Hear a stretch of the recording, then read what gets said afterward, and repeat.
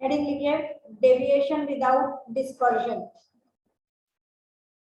कल किया था डिस्पर्जन विदाउट डेविएशन, आज लिखेंगे deviation without dispersion.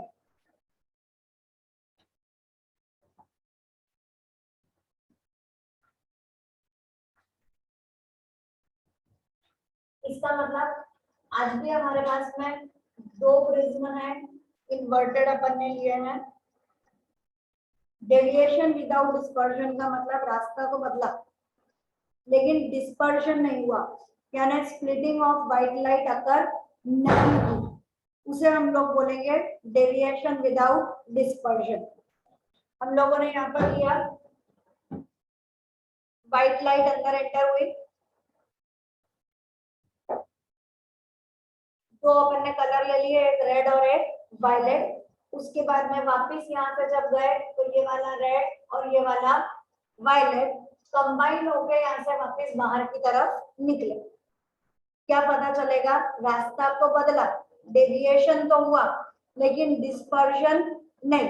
White light अंदर एंटर हुई थी और व्हाइट लाइट ही बाहर निकली, इसे हम लोग बोलेंगे डेविएशन विदाउट डिस्पर्जन। ठीक, चालू करेंगे तो delta V minus delta R is equal to A mu V minus mu R. ठीक, दूसरी बार में डेल्टा डैश वी कल जैसा ही है, पहले वाले को हम लोग बोलेंगे क्राउन ग्लास, उसके बाद में प्लिंथ ग्लास, इसका रिफ्रैक्टिव इंडेक्स म्यू, इसका रिफ्रैक्टिव इंडेक्स म्यू डैश। कल जैसा वाला पार्ट हमारा रहने वाला है। तो ये delta dash V delta dash R is equal to A dash mu dash V minus mu dash R. दोनों के दोनों प्रिज्म के लिए हम लोगों ने ले लिया, उसके बाद में दोनों को ऐड करिए और सेम कल जैसा हमें आंसर निकालना है, ए डैश अपॉन ए की वैल्यू आपको ढूंढनी। चालू करो। हमें क्या पता चला कि ये जब ऐड करेंगे तो आंसर कैसा आ रहा है, कॉम्बिनेशन का answer is equal to 0 because it is not showing any dispersion. चलो लिख कर दूं ये वाला a mu v minus mu r plus a dash into mu dash v minus mu dash r is equal to 0. They are not showing any dispersion. Bracket open करिए, सबको mu mu वालों को एक साथ लेकर आइए, पूरा आपका सॉल्व करोगे तो a dash upon a is equal to बोलो minus mu v upon mu dash v minus mu dash r। ये नेगेटिव साइन बाहर निकालना, ऐसा अच्छा नहीं लगे तो ब्रैकेट लगा दो, लेकिन माइनस साइन अलग से निकालना। नेगेटिव साइन इंडिकेट कर क्या करते हैं, the two prisms are placed opposite, upright, एक सीधा एक उल्टा, they are placed in opposite manner.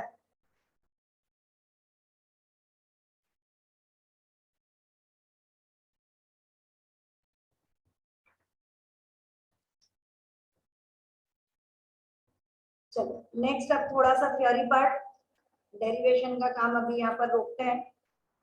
Derivation अब सिर्फ माइक्रोस्कोप का बचा, बाकी अब सब थ्योरी।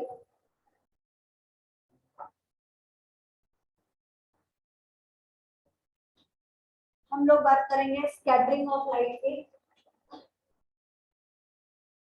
स्कैटरिंग ऑफ लाइट का मतलब splitting of white light into it's 7 components. अगर आप व्हाइट लाइट वर्ड यूज करेंगे तो 7 कंपोनेंट्स होगा, और खाली लाइट बोलोगे तो इनटू इट्स कंपोनेंट होगा। लाइट के साथ इट्स कंपोनेंट और व्हाइट लाइट के साथ 7 कंपोनेंट। तो आंसर थोड़ा स्पेसिफिकली ध्यान रखना कि splitting of light into its component is called as scattering, या white light into 7 components is called as scattering. यहाँ पर हम लोग लेते हैं रेलीज क्राइटेरिया या Rayleigh's law.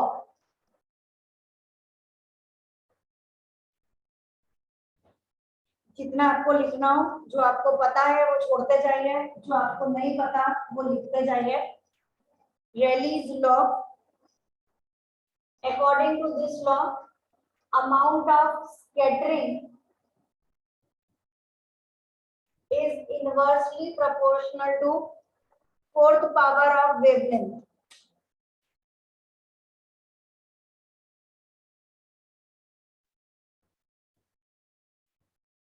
Amount of scattering is inversely proportional to fourth power of wavelength.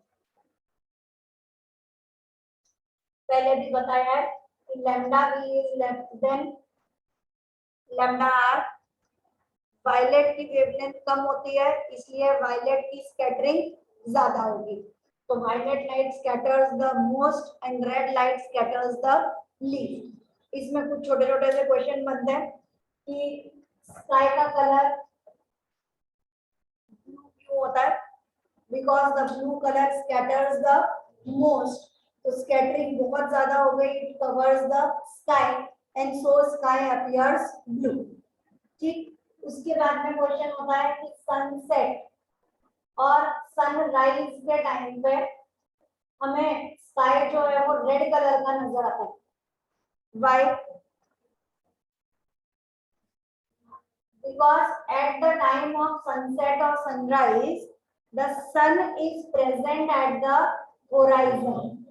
जो language होती है वो कुछ हमें पॉइंट्स चाहिए. The sun is present at the horizon. Sun हमारे को यहाँ पर नजर आ रहा है. अब इस वक्त क्या हुआ?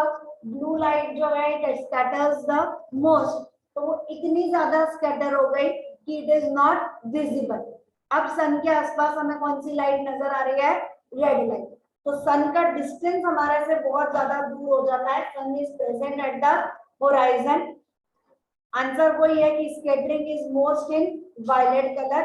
It is scattered and gets invisible to our eyes. इतनी ज्यादा स्कैटर हुई कि वो हमारी आंखों की रीच से विजिबल होना ही बंद हो गई and we are able to see only the red colour.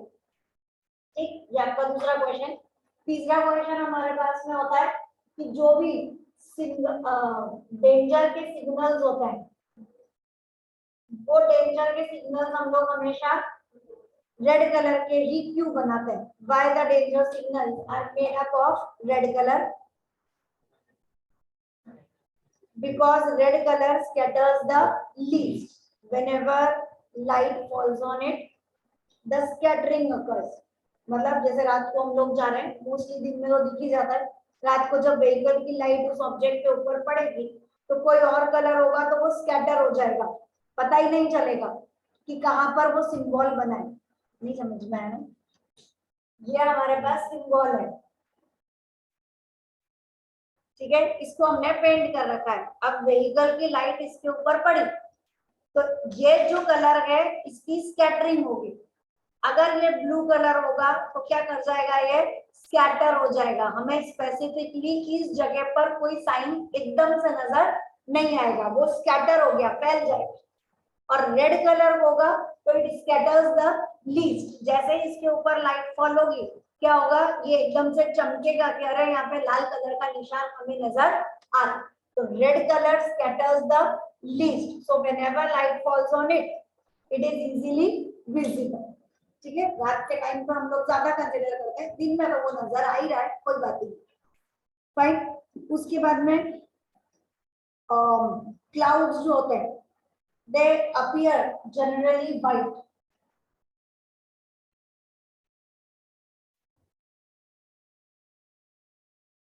Clouds appear generally white. Why? Because it is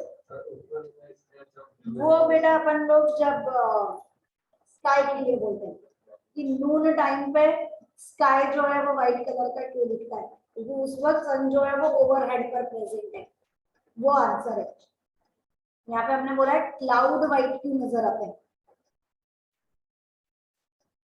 Because it has dust particles and water droplets which do not scatter the light and hence it appears white. जब scattering होगी नहीं तो white colour white ही नजर आएगा. तो जो clouds है वहां पर हमें डस्ट और वाटर ड्रॉपलेट्स के पार्टिकल्स आ रहे हैं जिनके कारण स्कैटरिंग नहीं होती, नेग्लिजिबल होती है, इसलिए हमें वो व्हाइट कलर के नजर आए। आपको जो भी लिखना हो वो आपकी मर्जी है। Heading rainbow.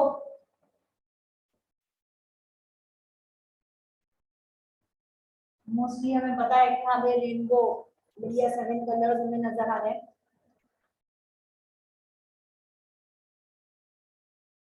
ये हमारे पास वाटर ड्रॉपलेट है, इसके अंदर सनलाइट जो है वो इंसिडेंट हो रही है।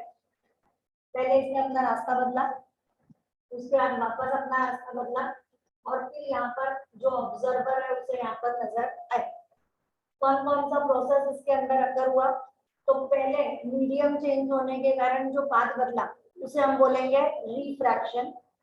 टकरा के वापिस आया, क्या बोलेंगे, टोटल इंटरनल रिफ्लेक्शन। उसके बाद में यहाँ से जब बाहर निकला तो थोड़ा सा रास्ता बदला, यानी रिफ्रैक्शन, और स्प्लिटिंग अकर हुई 7 कलर्स में, तो क्या बोलेंगे, स्कैटरिंग। ठीक है, तो पहले रिफ्रैक्शन, उसके बाद टोटल इंटरनल रिफ्लेक्शन, और उसके बाद में स्कैटरिंग। ये सारी प्रोसेस अकर होती है तब जाके बनता है रेनबो। अब कहानी ये नहीं, आगे जो पढ़ना है वो ये है कि रेनबो 2 तरह के होते हैं, प्राइमरी रेनबो और सेकेंडरी रेनबो। सुना है ना? हाँ बोलो। प्राइमरी रेनबो के अंदर वायलेट कलर जो है that is present on the inner as. जब 7 कलर होंगे तो उसमें अंदर की तरफ होगा वायलेट और बाहर की तरफ होगा red. Red colour is present on the outer as. ऐसे ही सेकेंडरी होगा तो उल्टा कर दीजिए, red colour is present on the inner surface while violet color is present on the outer edge। एक बात। दूसरी बात, वायलेट वाले का जो एंगल है दैट इज 40 डिग्री, और इस 42 और 40, और रेड वाले का जो है वो 42 डिग्री। कितने का डिफरेंस होता है रेड और वायलेट में? खाली 2 डिग्री का। अंदर वाली लाइन जो है वो 40 डिग्री पे आ रही है और बाहर वाली लाइन जो है वो 42 डिग्री पे आ रही है। This is for primary rainbow. Secondary के लिए हमारे पास में होगा अंदर वाला 52 डिग्री और बाहर वाला 55 डिग्री। तो जो एंगल जो रेनबो इतने एंगल पे बन रहा है उसे हम नाम दे रहे हैं प्राइमरी, और जो इतने एंगल पे बन रहा है उसे बोल रहे हैं सेकेंडरी। दूसरी पहचान वायलेट अंदर और इसकी पहचान रेड कलर अंदर। नेक्स्ट हम लोग डिफेक्ट्स ऑफ विजन पर चलेंगे। टॉपिक अभी तक हमारा जो कंप्लीट हुआ उसमें रिफ्लेक्शन हो गया, रिफ्रैक्शन हो गया, डिस्पर्जन हो गया, डेविएशन हो गया, स्कैटरिंग हो गया। अब हम चले विजन पर। एक्चुअली अपना ऑप्टिकल इंस्ट्रूमेंट टॉपिक होता है जिसमें अपन माइक्रोस्कोप वगैरह के बारे में बात करते हैं। तो उसमें पहले हम लोग लेते हैं defects of vision. Defect of vision में फर्स्ट हम लोग लेंगे मायोपिया। बायो पढ़ रहे हैं तो MYOPIA, myopia. It is also called as nearsightedness. Myopia is also called as nearsightedness. Nearsightedness का मतलब a person can see near objects clearly but cannot see distant object clearly or distinctly. Actually लिखते time गड़बड़ ये होती है कि हम लोग लिखते थे कि the person can see near object clearly but can not see far object. तो ये बात बिल्कुल गलत है। Can not see far object का मतलब बोले पास की चीजें दिखती हैं, दूर की चीजें दिखती नहीं है। दिखना नहीं तो मतलब ब्लाइंडनेस हो गई। लैंग्वेज क्या बोलती है? Can not see far objects distinctly या क्लियरली। दूर की चीजें क्लियरली नजर नहीं आती, उसे हम लोग बोलेंगे मायोपिया या नियर साइटेडनेस। नाम छोटा सा है मायोपिया, तो नियर साइटेडनेस, पास वाली चीज को याद कर लेना, मैथ्स वालों को प्रॉब्लम आती है रखने में। तो myopia is near sightedness, means the person can see near by object clearly but can not see far objects distinctly. क्यों होता है ऐसा? ये हम लोगों ने लिया आई, ये जो बल्जिंग आउट वाला पार्ट है ये हमारी आंख का वो पार्ट जो हमें बाहर नजर आता है, बाकी ये पूरा पार्ट जो है इधर वाला ये पूरा हमारा अंदर की तरफ रहता है। यहाँ से लाइट अंदर एंटर होती है, लाइट अंदर एंटर होगी और इमेज जो है वो यहाँ पर बनती है। कोई बायो स्टूडेंट जिसे याद हो इस पॉइंट को क्या बोलते हैं? हाँ, the image is formed at the retina. जो भी स्क्रीन है उस स्क्रीन को बोला जाता है रेटिना। इस पार्ट को क्या बोलते हैं? प्यूपिल। उसकी कवरिंग को बोलेंगे कॉर्निया। दोनों राइट हो लेकिन दोनों अलग अलग हो। और भी कवरिंग होती है बायो वाले, कॉर्निया, स्क्लेरा, नहीं पढ़े ये सारे नाम। उसके बाद यहाँ पर प्रेजेंट होते हैं सीलियरी मसल्स। वो क्या काम करते हैं कि अमाउंट ऑफ लाइट कितनी अंदर आंखों में एंटर होनी चाहिए। तो अगर हम ब्राइट लाइट में चले गए तो हमारी आंख अपने आप बंद हो जाती है, छोटी छोटी होने लगती है। और अगर हम अंधेरे में हैं तो हम अपनी आंखों को बड़ा बड़ा करके देखना चालू कर देते हैं। तो amount of light entering in the I R controlled by the ciliary muscles. ठीक है, तो अभी अपन वो सब नहीं, बस ये यहाँ से लाइट जो है वो अंदर एंटर कर रही है, जो इमेज है वो यहाँ पर आकर बननी चाहिए।